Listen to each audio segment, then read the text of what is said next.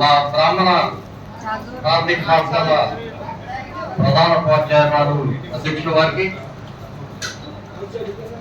మరి ఈ కార్యక్రమానికి హాజరైనటువంటి ఇప్పుడు వరకు వచ్చిపోయినటువంటి గౌరవనీయులు ఎమ్మెల్సీ శ్రీకాంత్ గారికి, మండల విద్యాశాఖ అధికారి శర్మ గారికి, మరి ప్రధాన ఉపాధ్యాయులు నరసింహమూర్తి గారికి, శ్రీనివాస్ గారికి, మరి చెల్లిపాడు హెడ్ మాస్టర్ గారికి, రిటైర్డ్ సుబ్రహ్మణ్యం గారికి, గుంటూరు సుబ్రహ్మణ్యం గారికి, ప్రధాన ఉపాధ్యాయుని అనురాధ మేడం గారికి, మరి మన టీచరు పొన్నగంటి వెంకటేశ్వర గారికి అందరూ కూడా హృదయపూర్వక నమస్కారాలు. ఇక్కడ వచ్చినటువంటి బంధుమిత్రులకు, కుటుంబ సభ్యులకు, ఉపాధ్యాయులు అందరూ కూడా నా హృదయపూర్వక నమస్కారం.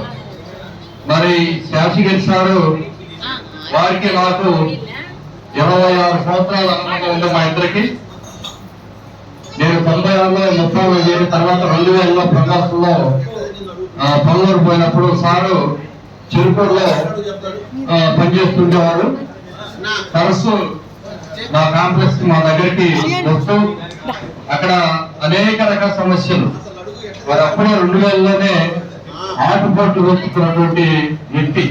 ఆ సమస్యలన్నీ నేను, మా శర్మ సార్, అత్తాశ గారు అన్ని రకాలుగా ఆయనకి చెబుతూ అప్పటి నుంచి మా పరిచయం ఇప్పటి వరకు కొనసాగుతూ ఉంది. అదేవిధంగా చివరిగా కందుకూరు మండలంలో మేము పనిచేసే దగ్గరే వారు రిటైర్ కావడం చాలా సంతోషం.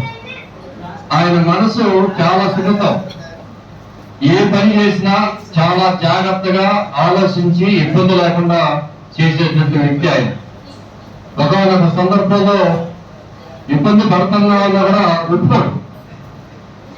మన ఈ మధ్య ఇబ్బంది పడుతున్నా ఉన్నా కూడా ఒప్పుకోవాలి.